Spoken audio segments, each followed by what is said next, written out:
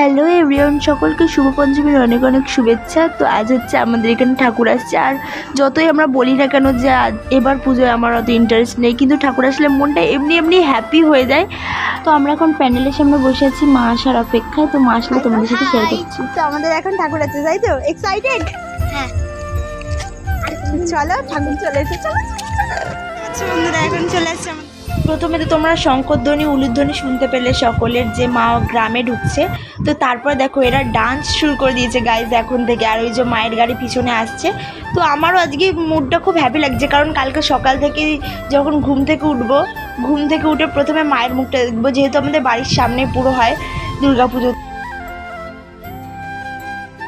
তো মা তো আমাদের গ্রামে প্রবেশ করেই নিয়েছে। তো তারপরে মায়ের পিছন পিছন আসছিল মায়ের 4 ছেলে মেয়ের গাড়ি। তো এখন মাকে মণ্ডপে ঢোকানো হবে। তো তোমরা জানিও আমাদের মিষ্টি মায়ের মুখটা তোমাদের কেমন লাগলো। তো বাই, থ্যাঙ্কস ফর ওয়াচিং।